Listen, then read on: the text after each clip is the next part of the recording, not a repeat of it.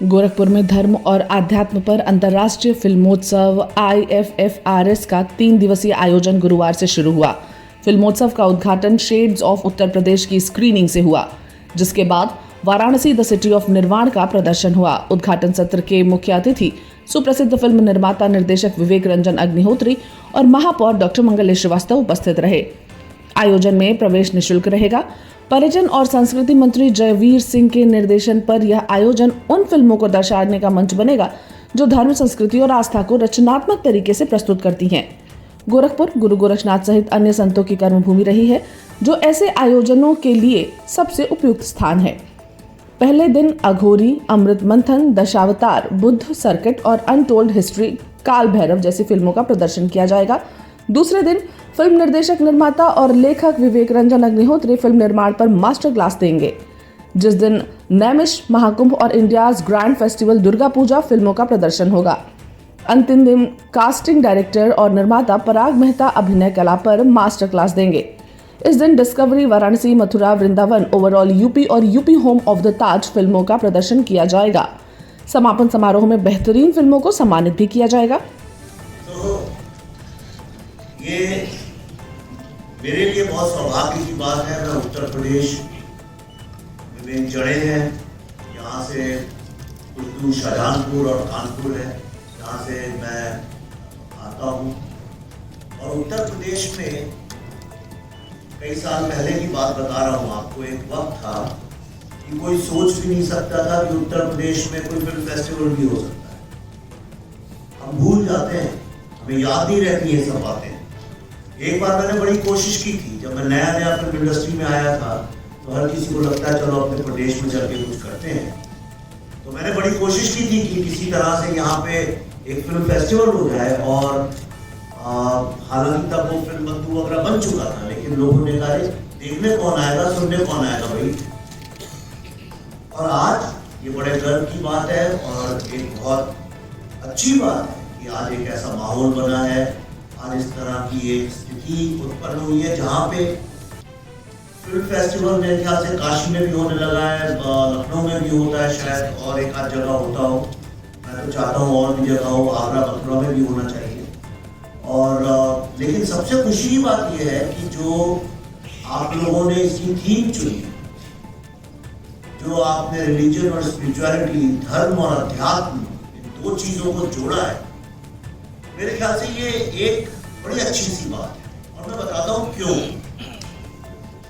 आप जिस देश के पास भी जो चीज होती है, जो उनकी मुख्य विचारधारा होती है, जिसके ऊपर उस राष्ट्र की नींव टिकी होती है, अक्सर मैंने देखा है वो उन चीजों को आगे बढ़ाते हैं।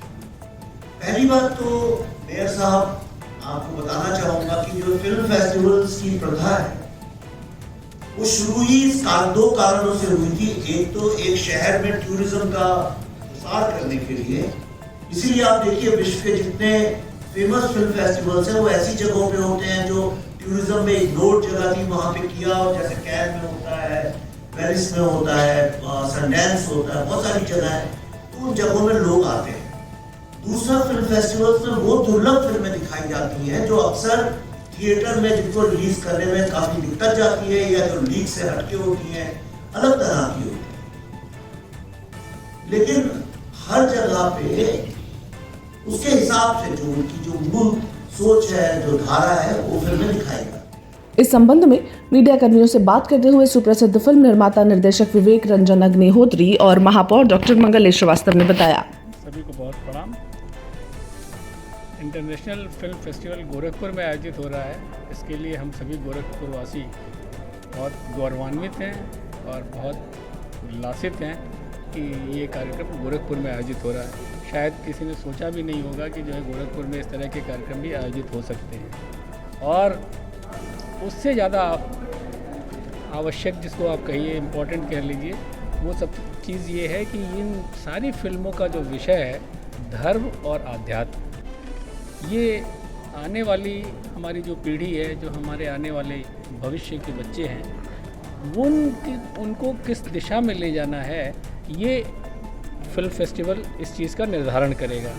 और इस अवसर पर हमारे मुख्य अतिथि के रूप में हम सबके लिए बड़ी सौभाग्य की बात है कि जो है आदरणीय विवेक अग्निहोत्री जी यहाँ उपस्थित हैं और उनकी फिल्मों का आप सभी ने लोहा माना होगा और इतिहास को जिस तरह से जो है प्रामाणिकता के साथ दर्शकों तक पहुँचाते हैं, इसके लिए तो वो जितनी प्रशंसा की जाए वो कम है और ऐसे अवसर पर वो खुद मुख्य अतिथि के रूप में उपस्थित हैं, तो मैं समझता हूँ कि इस कार्यक्रम की महत्ता और बढ़ जाती है।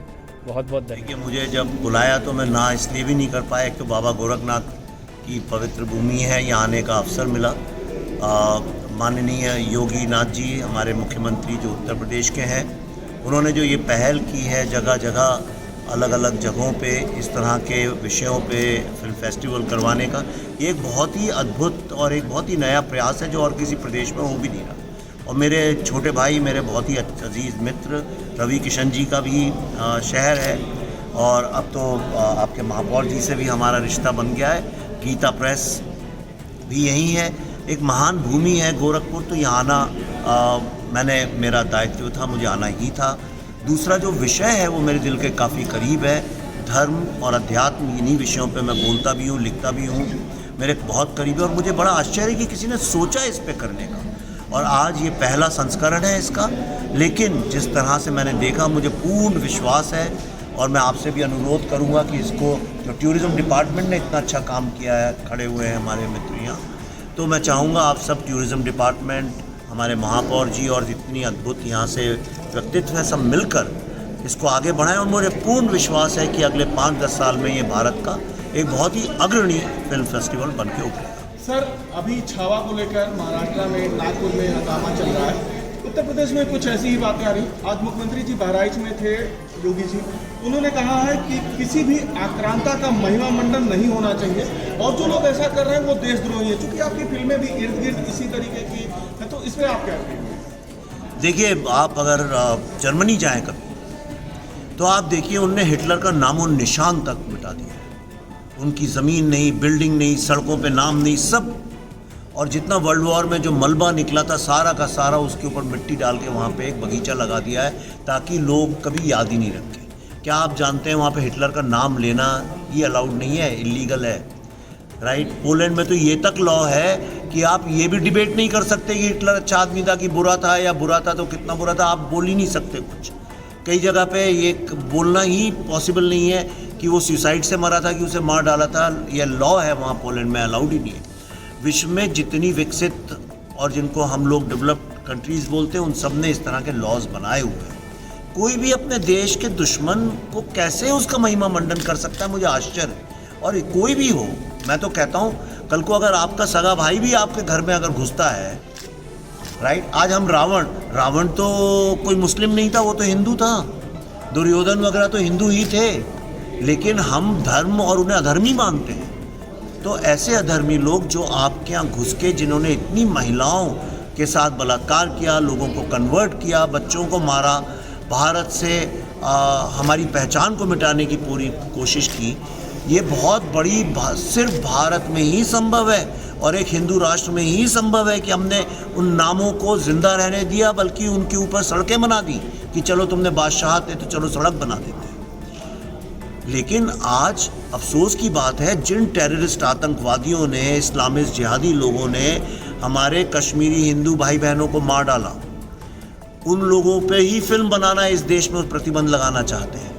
अगर हम औरंगज़ेब को विलन दिखाते हैं तो छावा जैसी फिल्मों पे करना चाहते हैं। आज मेरी फिल्म तो अभी रिलीज़ भी नहीं हुई है, अगली वाली दिल्ली फाइल्स बंगाल चैप्टर, अभी से उसके पीछे पड़ गए हैं और कहते हैं बंगाल आके दिखा दो, अपनी फिल्म रिलीज़ करके दिखा दो, अगर तुम्हारा वहाँ कचूमा नहीं निकाल दिया तो देखना। इस तरह की भाषा का इस्तेमाल हो रहा है। तो आप देखिए, आज भारत में भारतीय सोच की फिल्म बनाने वाले फिल्मकारों के ऊपर, जबकि एक सरकार ऐसी है जो कि गर्व से कहती है कि हिंदू सिविलाइजेशन की बात करती है, तब भी इतना मुश्किल है। तो ये इकोसिस्टम कितना स्ट्रांग होगा।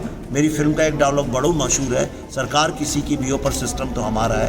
ये सार्थक है इस मामले में। क्या आप मानते हैं कि जो आक्रांताओं का महिमा मंडन हो रहा है, जो लोग कर रहे हैं, चाहे वो बॉलीवुड से हो, कहीं से भी, वो देशद्रोही है? देखिए, अब ये देशद्रोही हो रहा की परिभाषा कोई और लिखे, मैं तो वो नहीं जानता हूँ। जो परिभाषा मैंने लिखी थी उसकी बात कर सकता हूँ। ये ज़रूरी एक इतना बता सकता हूँ, ये एक अर्बन नक्सल ऑब्जेक्टिव है और नैरेटिव है, और इसके आगे हमें घुटने नहीं टेकने चाहिए, इसे लड़ना चाहिए। Thank you sir.